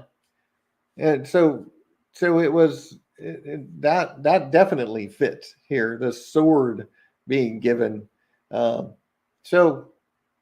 then a house shall be built for the great king in glory forevermore, and all mankind shall look to the path of uprightness. This is also when we have the Reformation during the later part of this. So the Reformation could be what it's referring to here as the house of the great king, because what are we? We are the church. God no longer dwells in houses in a building made with hands, right? He dwells within us. So that's how I see this, is that the house is us, the Christianity. True Christians that love God are the church. So kind of some iffy stuff. It still does kind of follow if it means what we think it does. So, and even though it's kind of hard to figure, well, maybe it's kind of hard to reconcile that when all of the weeks prior to it fit perfectly, and then 9 and 10 fit perfectly. So I don't know about 8 so much. It's kind of, you can think what you want, decide what you want. I kind of lean towards it being the word as being that sword. So, but then we have week 9, which is 1600 through 2300 AD. So we're now going into today and in the future. So after that, in the 9th week, the righteous judgment shall be revealed to the whole world, and all the works of the godless shall vanish from all the earth, and the world shall be written down for destruction. So what happens when Christ returns? He pours out his judgment pours out his wrath on the children of disobedience after he takes those that love him out. And the works of godless shall vanish because he takes over the world to rule with a rod of iron for 1,000 years. And the world is written down for destruction. It's not destroyed during this week. It's written down because you remember at the last day, that last millennium, the last 1,000 years, when Christ returns at the beginning of that, we know that at the end of that, there's going to be a new heaven and a new earth. God's going to destroy the old corrupt one because of sin and recreate it as perfect as it was in the beginning at the creation.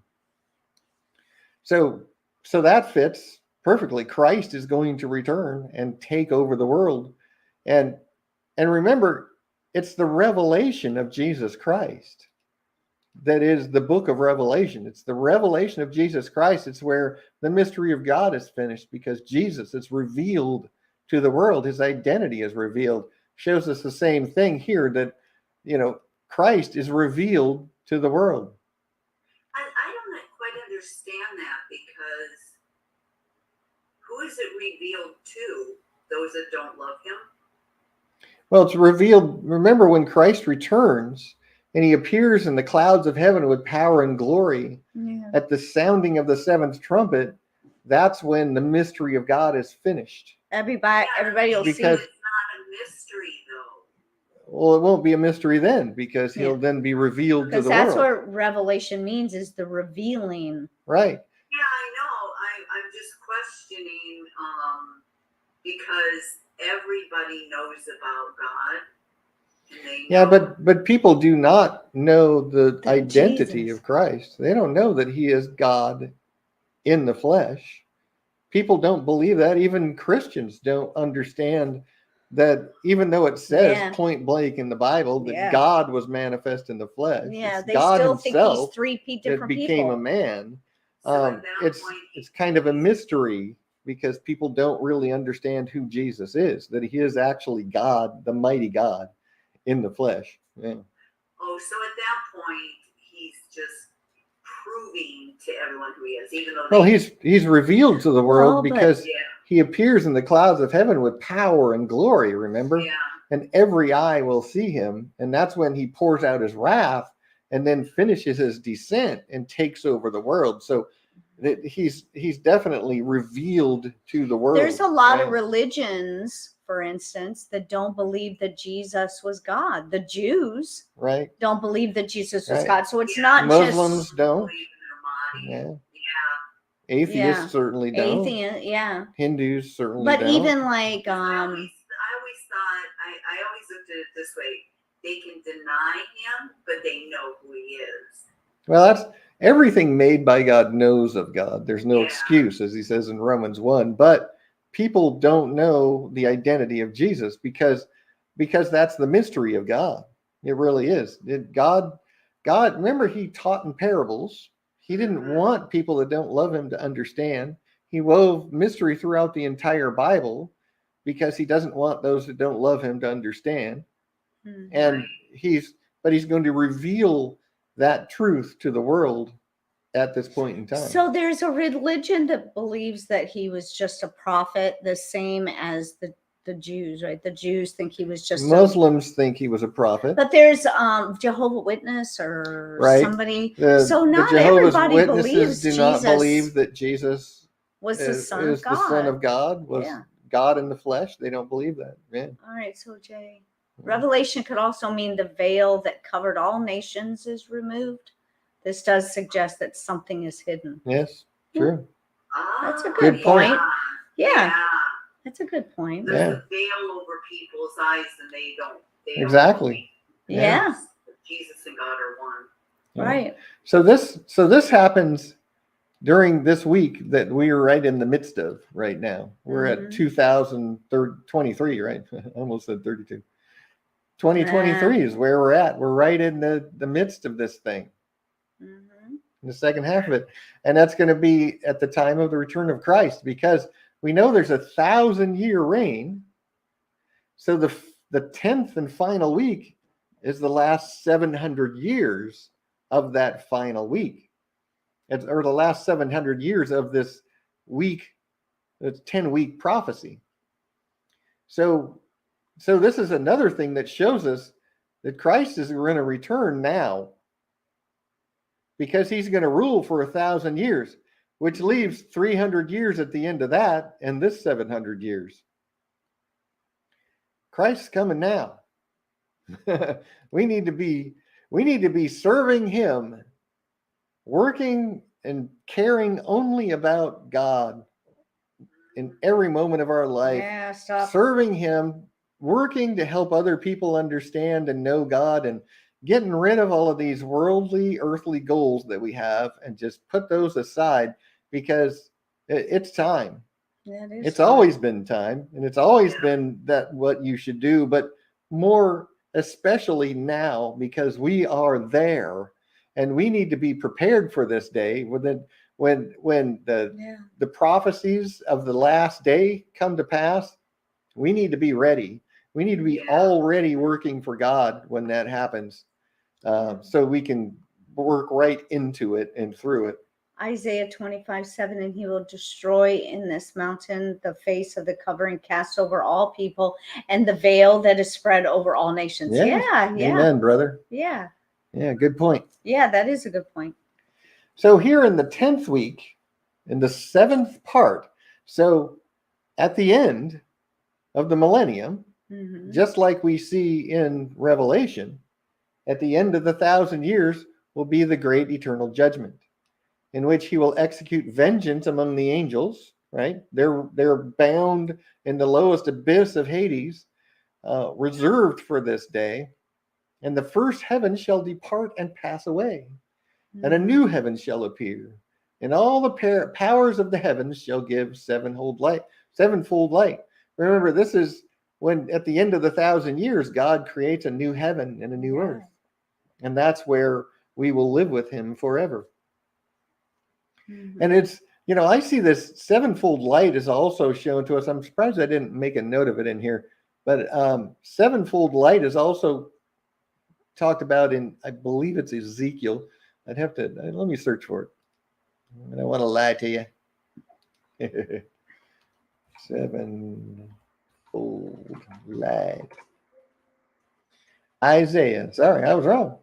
And the light of the sun shall be sevenfold as the light of 7 days. And it's, I think what that means is that it's not that the sun is going to be brighter. I think that might mean all the powers that heavens shall give sevenfold light. I think it's going to be even bigger than it is now. And it may mean that they're brighter.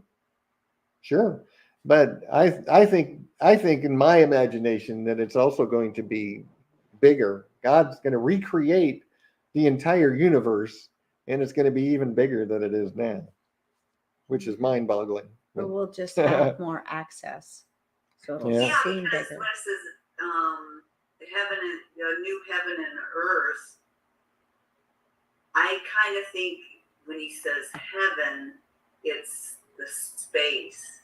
Because we've never been to heaven, so why would he recreate a new heaven?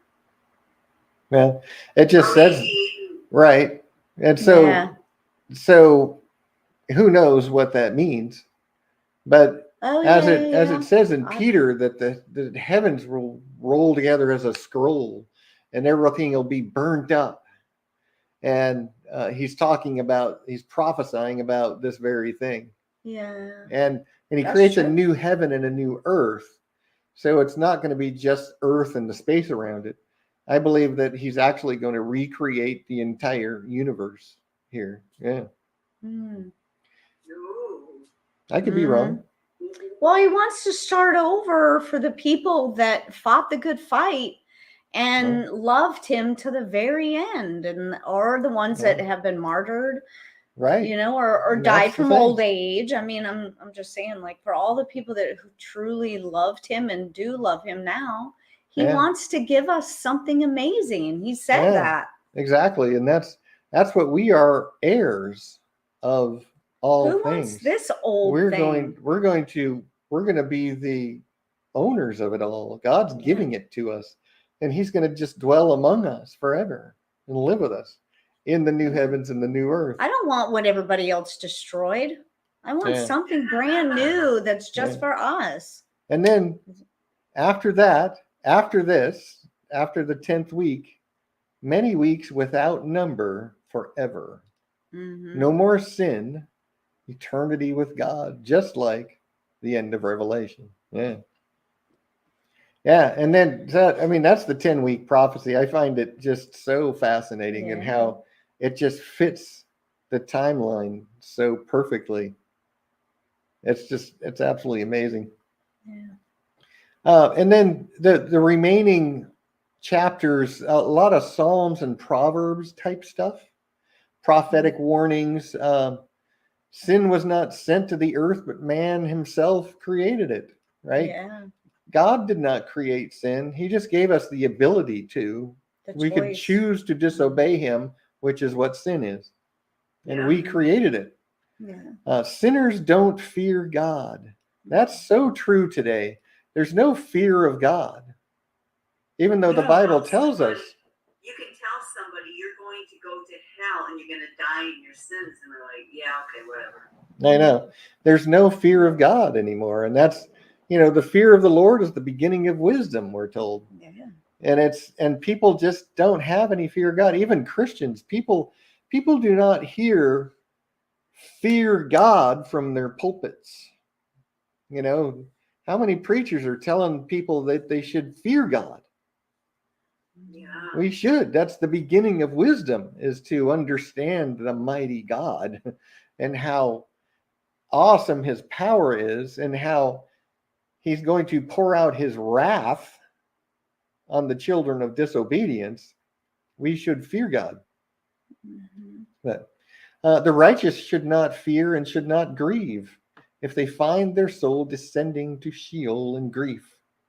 The good part, right, that he talks about, where there's the bright spring of water, because their life on earth was not good. Wait for the day of judgment. Don't grieve if you find yourself having died in this earth, but you're a child of God. Yeah.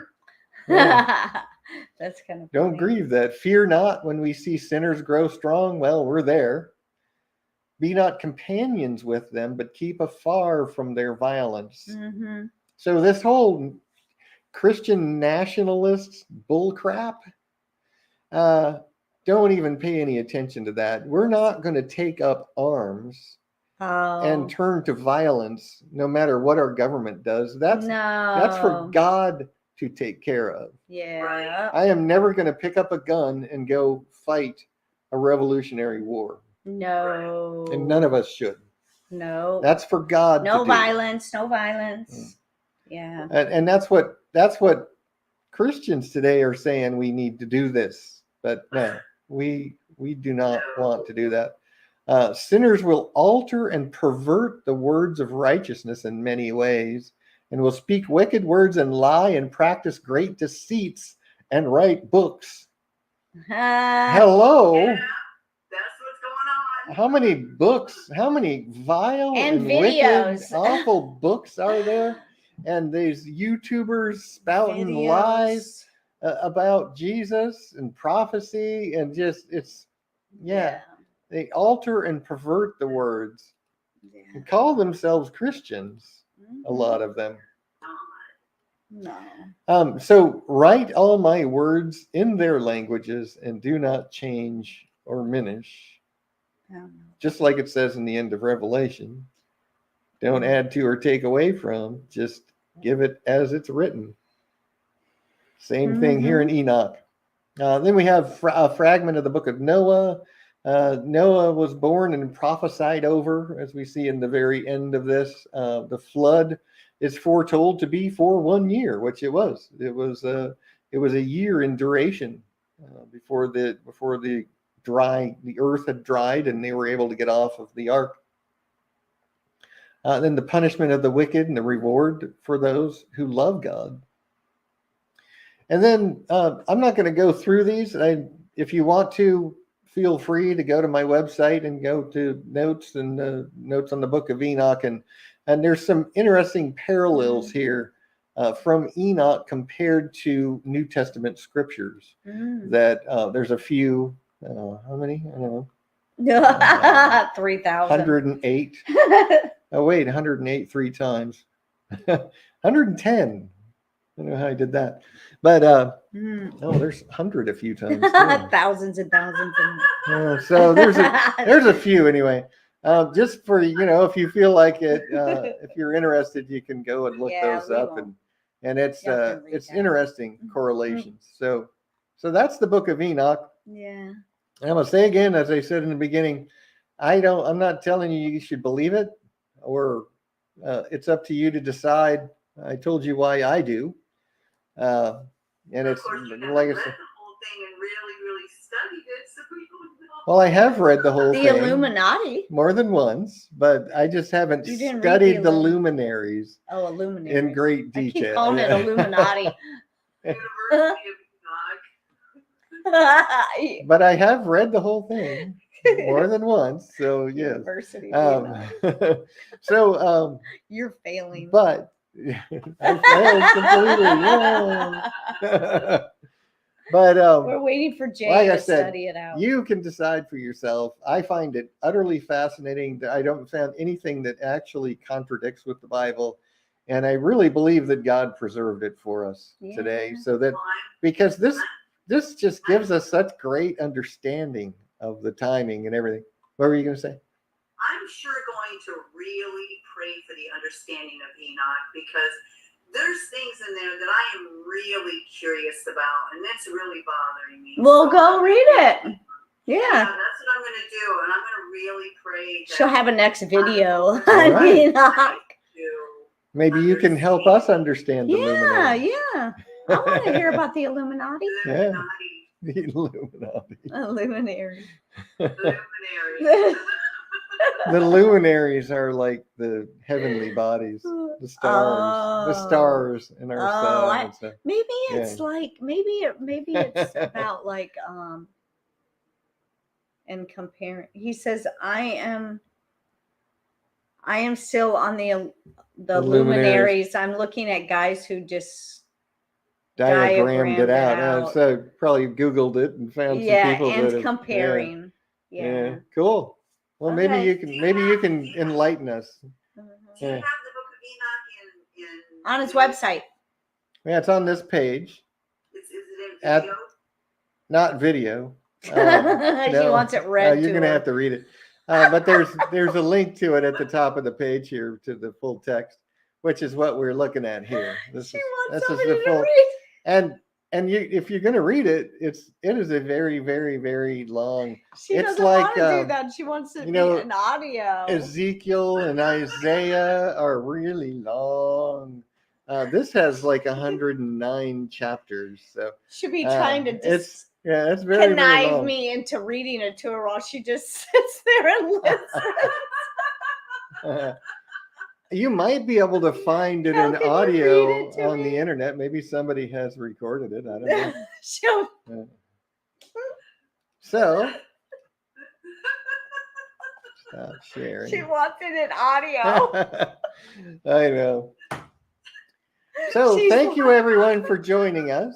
And I hope you found it interesting, entertaining, informative, one or the other.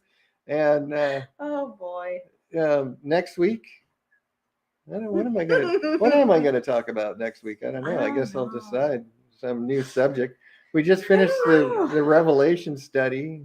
I think there was something I mentioned I might go through in recent weeks. I don't remember what it was that I said I would. I don't remember. Maybe Islam. Their beginnings and the exact Church. and the Catholic Church too, and the mirrored prophecies that Satan has set up. That I think not on a live stream. I've done it with you, but not on a live stream. I haven't gone through the Catholic Church's inception. Oh, yeah. So you showed us a picture of something in the Catholic Church, and you thought maybe that was. Oh, that was the Catholic Church. Yeah, that was the puppet master that we did. Yes. And I said, no, you can see a shadow on the floor. Right, the serpent. Yeah. Yeah. But what I'll talk about next week is where the Catholic Church began with Constantine and all of the things that they have incorporated into the Catholic Church over the last 1700 years and the things that they did. It's actually quite eye-opening because when I first became a Christian, I thought Catholics were Christians. And I started learning from ex-Catholics that the Catholic Church isn't really what you think it is. And so then I started looking at what they said and studying what the Catholic Church actually talks about and found out, well, that's not what the Bible teaches at all. Mm-hmm. And then I, have studied a lot of other things. Paul and Johanna, what was it, 8-9 years ago, asked me to research the beginnings of the Catholic Church, and that's where I came up with this documentation that I've got in that study. So we'll go through it next week. It is very interesting. Yeah. Oh yeah, that's cool. Mm-hmm. Yeah. So thanks everyone for joining. Jay and Isaac, thank you so much for being in the chat. It's always a pleasure, Jay, and we appreciate your comments. Yes, and anybody else who is listening who hasn't said anything, we appreciate you so much. And Isaac, you were quiet, but glad you were here. Yeah, but he chimed in, so that's good. Yeah. And everyone else we know is there but doesn't say anything. We appreciate you too, and we love you. Yeah. Yeah. We love you so much. Sure. And for you guys that have come on late, a little bit later, part 3 of Creation versus Evolution. Yes, check out the new. Yeah. Subscribe to this channel, but you're gonna pray, so I usually do it after you pray. Yeah, okay. Mm-hmm. I was forgetting. Mm-hmm.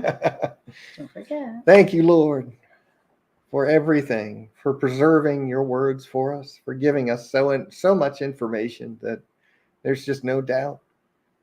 We're grateful, Lord. Fill us with your Spirit. Lead us not into temptation, but deliver us from evil. For thine is the kingdom and the power and the glory forever. Amen. Amen. I told Annie she needed to memorize that. I'll send it to you tomorrow, that prayer. Memorize The Lord's it. Prayer. Yeah. Yeah. I say it periodically throughout the day. I have it in one of your text messages. I have it. Yeah. So you don't need to send it to me again. It's in the Bible, too. Do you want me to read it? Keep it. Do you want me to record it so you can hear it? She's addicted to audio. It's in the Bible. It's in Matthew and Luke. Yeah. It's just that when something's audio, then I can just sit there and just listen. I'm not focused on actually reading. You might find the Book of yeah. Enoch on audio. You never know. Yeah. Somebody may have recorded it. Yeah. Yeah. There's pretty much somebody does pretty much everything these days. Somebody takes the time to do it. Tomorrow I'll send the audio of the Lord's Prayer so you can hear it. I say it like several times during the day. I just No, you're not. You are not joking. I know you better than that. That's why the first thing she said was, so do you have this in a video? Because she wants it. I love it. It's just when I'm trying to focus on something and it's hard to read. I come from the same family, so it's so much easier just to listen and just I stare agree. into the space. Yeah. But when you're reading something, you have to keep your eye on the word and be reading it. I like to just sit back and just listen. So you just kind of absorb it and no, I do it too. I listen to the audio Bible. Yeah, I'm gonna really, really pray about it that God will help me to understand it, so I can give you guys the understanding. Okay. Thank you. Maybe she'll do enlighten us on the luminaries. There's some stuff in there that really is fascinating. Yeah, maybe. And I want answers. I want to understand it. And so if Dan doesn't understand it, somebody's got to understand Enoch. He would understand it if he most researched of Enoch. it. It's just the luminaries and all the winds and the mountains and all of those strange visions and machinations. If he studied it, he would know it. But maybe there's just not a fascination there. I just haven't spent the time to really get my arms around it and study it. Yeah. I mean, I could. I'm really busy doing other stuff though, so I might not get to it right away. Yeah, it's okay. We'll have Annie do it.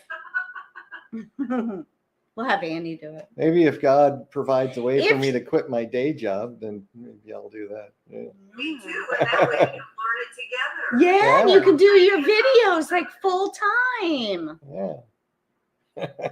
You just never know. He's gonna give me enough time to get my videos out. Yeah, he will. The videos I have to get out, the ones that are the most. Yeah.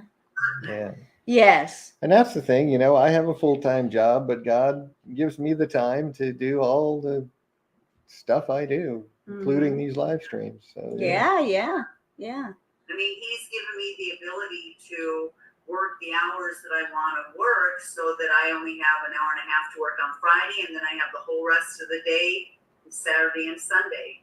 Yeah. There you go. Praise God. So if you have not subscribed to this channel, please do so right now. Give it a big thumbs up. Make sure you turn on your notification bell so you do not miss any live streams or any new videos that are coming out. My sister just finished one today and it's on. So please go check that out. It's a creation versus evolution series. 3 series. Check those videos out right now and share this video with your friends. And she has one thing to say before we go. Stay in that place, stay in that time, stay in that channel. Ooh! Bye, everybody. We love you, Jay. Bye. Bye.